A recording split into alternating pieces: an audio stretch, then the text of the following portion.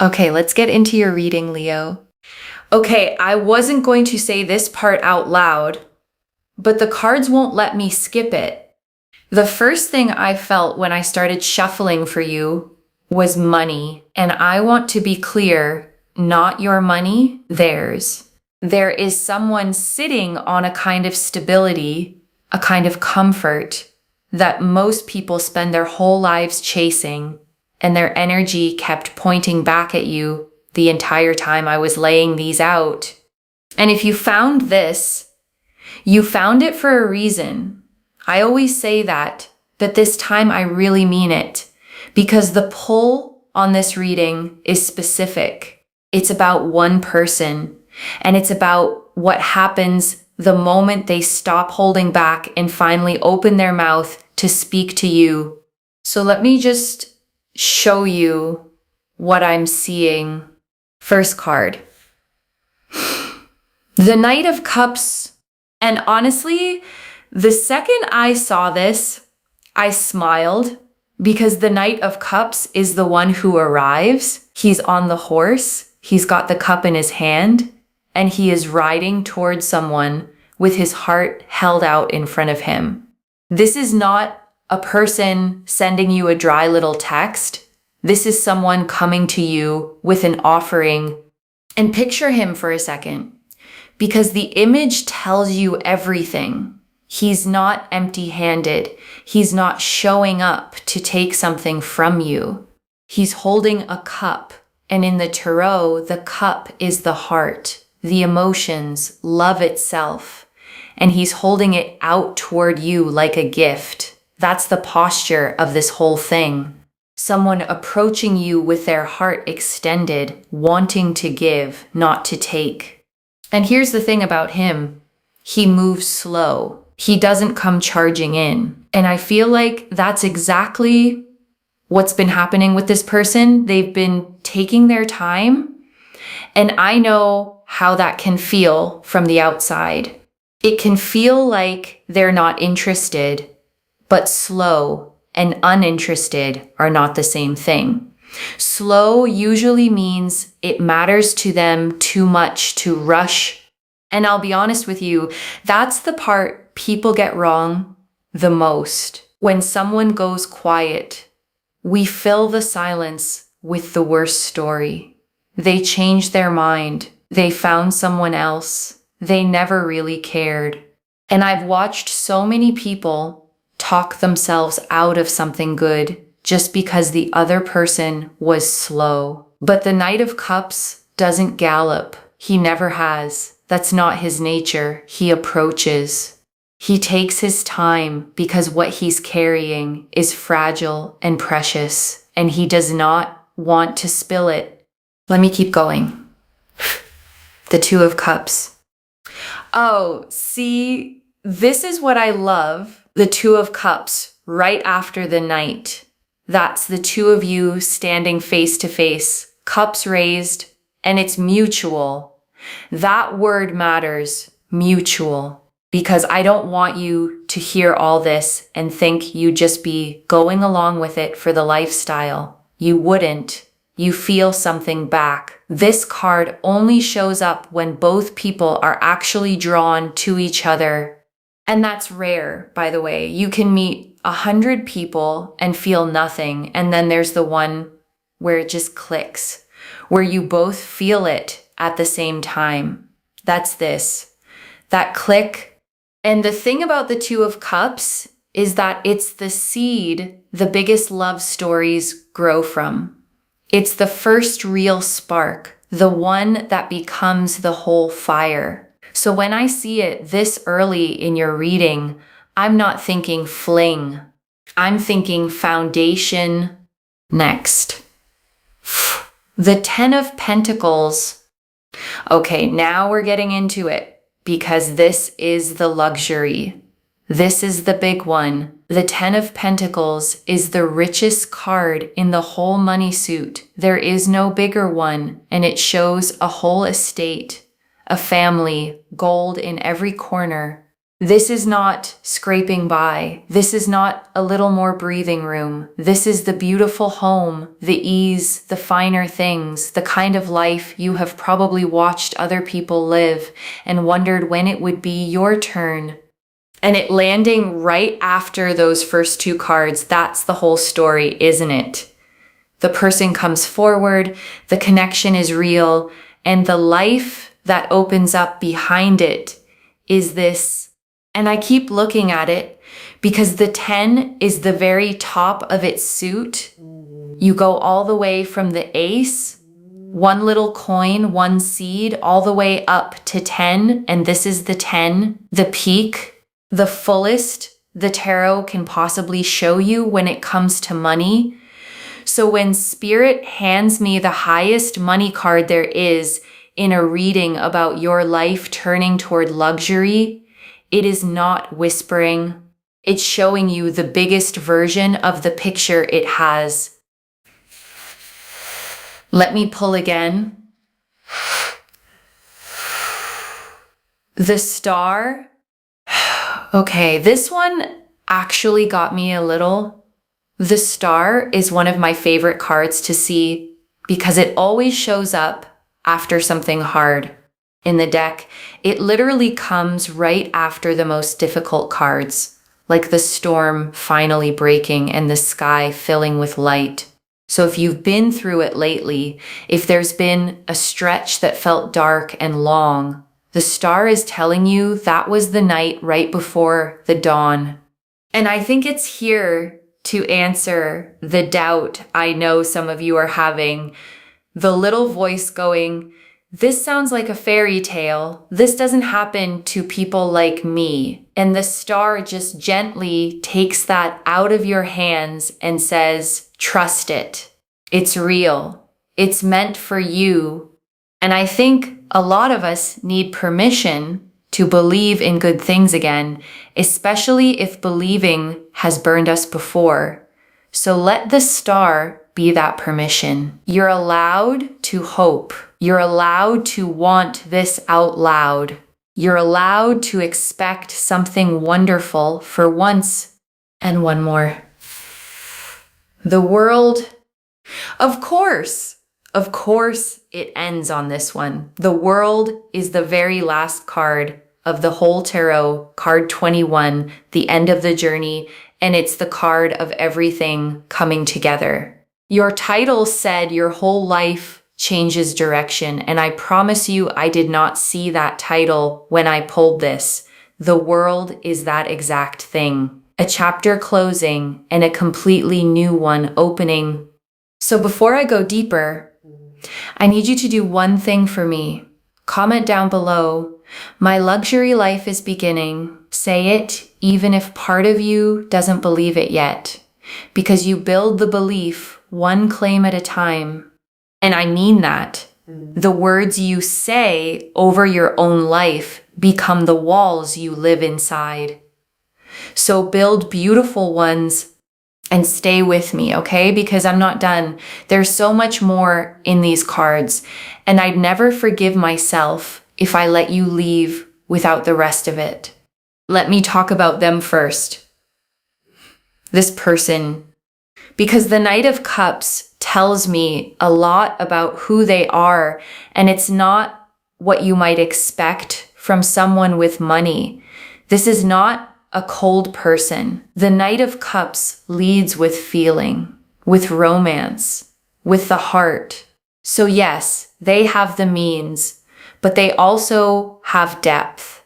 They're the kind of person who wants to give you something that means something, not just something expensive. And that matters so much because I've seen the other version, the reading, where someone has all the money in the world and none of the warmth. And that's just a beautiful cage. This isn't that. The Two of Cups sitting right next to the Knight is the proof. This is warmth and wealth in the same person.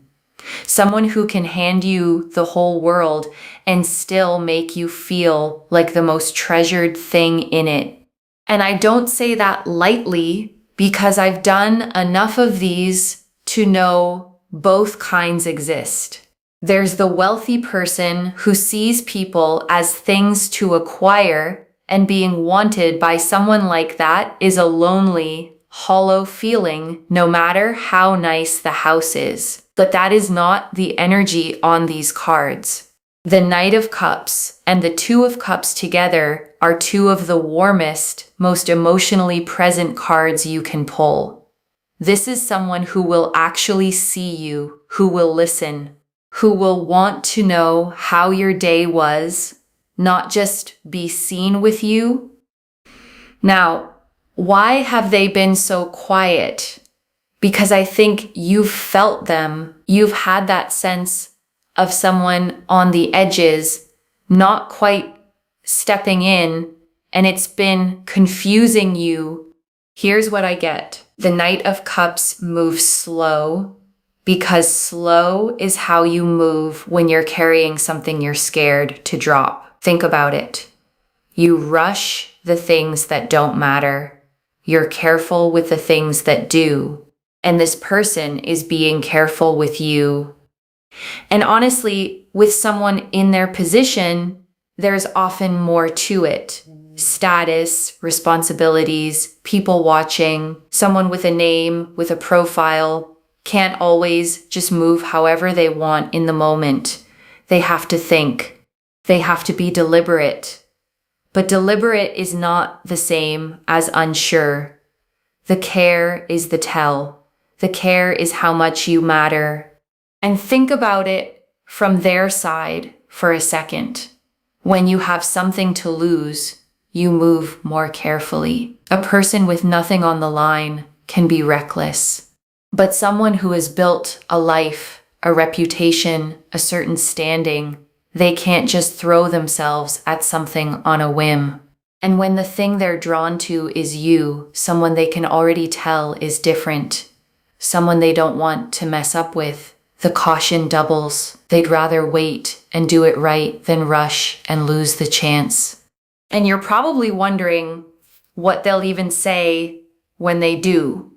I wondered too, so I sat with it. And because it's the Knight of Cups carrying that cup, I don't think it's going to be some dry, casual little message. I think it comes as an offering, maybe an invitation, a real one, to come somewhere, to be brought into their world, to be shown a side of life you haven't had access to. Or maybe it comes as a confession, a moment where they finally just say it, how long they've been watching, how much they've been feeling, how they couldn't keep it in anymore. And whichever way it comes, you're going to feel the weight of it. You'll know this is different. You'll know they mean it. And when that moment comes, please don't do the thing where you protect yourself by pushing it away. Don't decide in advance that it can't be real, or that you're not the kind of person this happens to. Just let it in. Let yourself be chosen. And I want to sit with the Two of Cups a second longer, because I really need this to land. When a wealthy person comes into the story, the fear a lot of people have is, sure, they want me, but will I feel anything back? Or will I just be settling into something comfortable? And the Two of Cups answers that before you even ask it. You feel it too. This is not one-sided. It's a real attraction, a real recognition, the kind where two people look at each other and just know. And I want you to breathe here for a second with me. Breathe in the idea that you're about to be chosen, cherished, lifted, and let go of every time you told yourself you had to settle for less. And while we're here, I want to say something I really mean.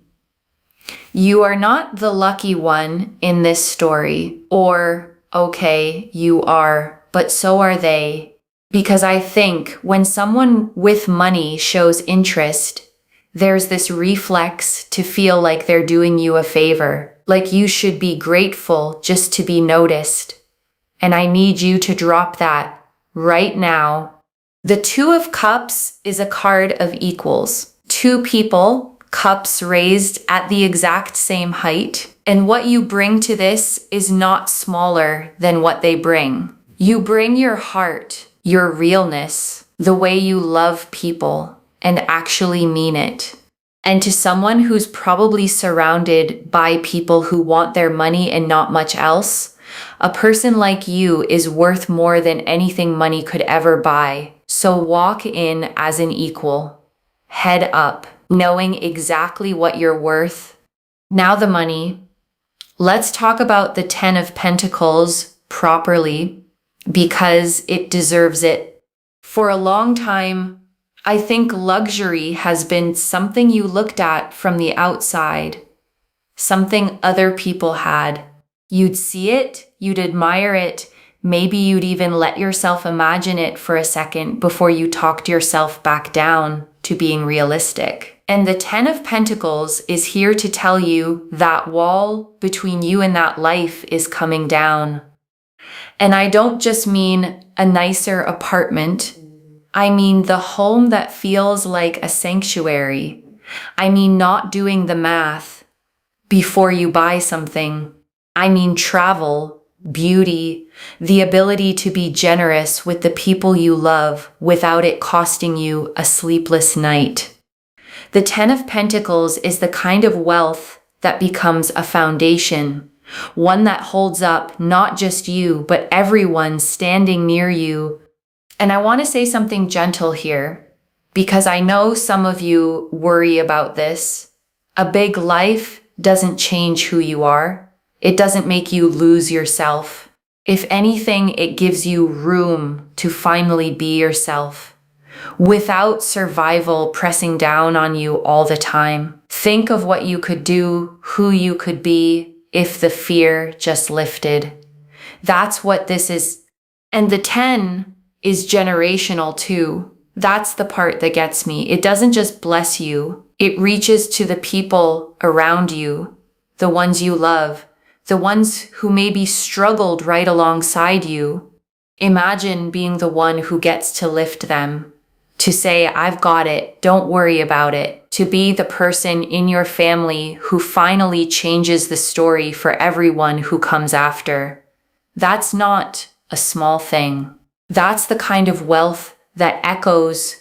And if you come from people who worked hard and still went without, then you stepping into this is a kind of miracle. You become the turning point, the one they were praying for without even knowing your name yet. And the star. I keep coming back to the star because it's not just good luck. The star is healing. And the fact that it landed right after the luxury card tells me this abundance is going to mend the places the hard years wore down. All that worry, all that going without, all that watching other people have what you wanted. The star pours water over all of it. Because money doesn't just change your account when it comes with a blessing like this. It gives you back your faith. It repairs the part of you that started to believe good things just weren't for you. And slowly it teaches you that you're allowed to have a beautiful life, that you were always allowed. And the star is the wish card too. The dream you've been holding quietly, the one you maybe stopped saying out loud because it hurt to want it and not have it yet. The star is saying, keep it. It's not silly. It's a preview. And there's this detail in the star card I always think about. The figure is pouring water, one stream onto the land and one back into the pool, just endlessly replenishing everything around them. And that's the energy coming to you now. A slow, steady pouring back in of everything the hard years drained out of you, your hope, your faith, your sense that life can actually be kind to you, all of it filling back up. And then the world, which is where all of this is heading. The world is arrival. It's the summit. It's standing at the top. and seeing the whole horizon open in front of you. And when it shows up about your future, it means a real chapter change, not a tweak, not a slightly better version of the same life, a different direction entirely. And I want you to picture it behind you, the long road you've already walked, all the effort, the lean stretches, the times you kept going when it would have been easier to stop, and ahead of you, a road that looks completely different, wider, brighter, lined with the things you used to only dream about. And the turning point between those two roads is this connection. One person, one conversation, one moment where they finally step forward and speak. And everything after that moment is different from everything before it. And can I tell you what I love most about the world being the last card? It means you're ready. The world doesn't come to people who aren't prepared to hold it. It comes when you've done the growing, the surviving, the becoming, and you have. You're ready for a life this big. And the world promises this change is complete. By the way, not partial. Not here today, gone tomorrow. The world is wholeness. It's every part of your life coming into alignment at once. The love, the money, the security, the joy, all of it turning together toward the light. And that's why it's the last card of the whole deck. It's not a step on the journey. It's the arrival. And receiving it is its own kind of strength, you know? So many strong people are wonderful at giving, at working, at holding everyone else up, but they freeze when it's time to just receive, to let something good come to them without earning it first. And this reading is inviting you to open your hands, to let the blessing land, to believe you're allowed to have it easy for once. And that might be the real work of this whole reading. Honestly, not attracting the person, not even the money, but letting yourself believe you're allowed to be given to. Because if some part of you doesn't feel worthy of a life this good, you'll find a way to keep it at arm's length, even when it's right in front of you. So start now. Start deciding you deserve it, because you do.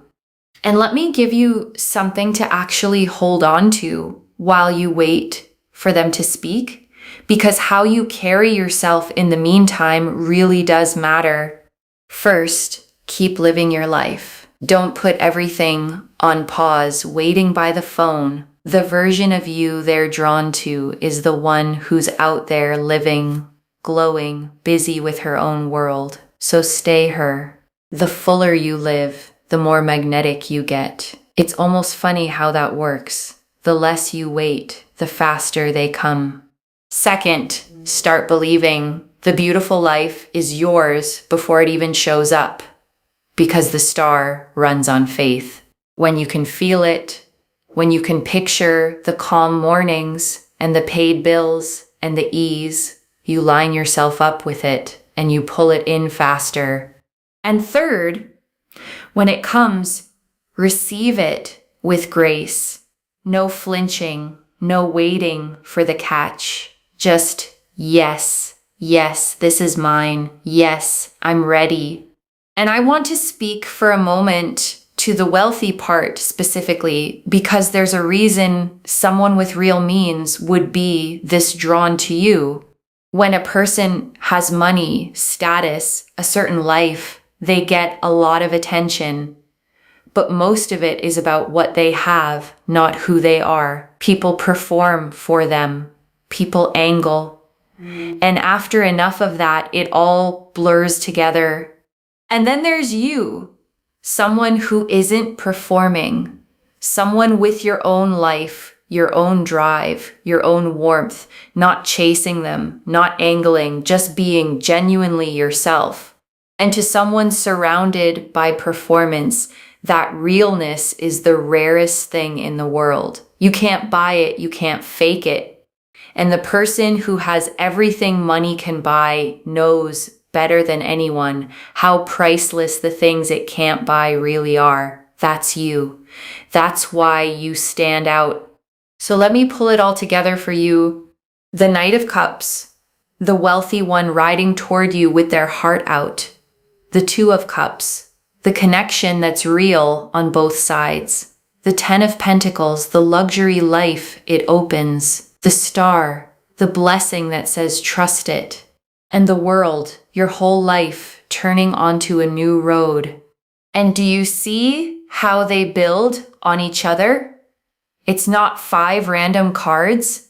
It's a sequence. The person arrives. The connection is real. The wealth opens up. The blessing seals it. And the whole life transforms, start to finish. The beginning of a love and the arrival of a whole new world, all in one spread.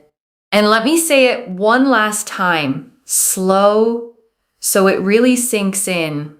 There is a wealthy person with a real feeling heart who has been quiet not because they don't care, but because they're being careful with something that matters and they are about to speak. And when they do, it opens a connection that is genuine and mutual, warmth and wealth in the same hands. Your whole material world shifts into luxury. The Star heals what the struggle took, and your life turns toward a brand new horizon. And none of this is far away. I want you to feel that. The Knight is already riding. The movement has already started. You're not waiting for something that might happen someday. You're standing right at the edge of something that is already in motion, already on its way to you. And I know the question you're really asking, because everyone asks it. When? When does this happen? And I'll be honest with you the way I'd want someone to be honest with me. The cards don't hand me a date on a calendar. What they hand me is a direction, and the direction here is unmistakable. Everything is pointed the same way, forward, toward you, toward more. So if it doesn't all land tomorrow, don't take that as a no. The Knight is still on the road. The movement hasn't stopped. It's just covering the distance between where they are and where you are. And honestly, the waiting isn't empty time. It's doing something. It's letting you become even more ready, letting them gather the last of their courage, letting the whole thing rip in so that when it finally happens, it happens fully, not half-formed and rushed. One message. The life you've been watching from the outside is about to become the life you live from the inside. Let that sit for a second, because it's the whole thing, really, to go from pressing your face against the glass to walking through the door, from wishing to living. That's the shift these cards are promising you. And it's not a someday shift. It's a soon one. So claim it, loves. Comment, "My luxury life is beginning." Let the universe hear you. Like this reading, subscribe to Moonveil Tarot and send it to someone who needs this blessing too, because it comes back to you tenfold when you share it. I read every comment, even the ones I can't always reply to, and your story becomes part of the reason this reading finds the next person who needs it. And before you go, just feel this settle in for a second. You may have spent a long time wondering if the beautiful life was only ever for other people, watching through the glass, hoping, but not really believing your turn was coming. And I understand that feeling more than you know. It's a quiet ache, watching good things land in other people's lives and wondering what's wrong with yours. Wondering if you missed some window, if you're just not one of the lucky ones. But nothing is wrong with you. Your timing was just different, and different is not worse. Sometimes the ones who wait the longest get the biggest arrival.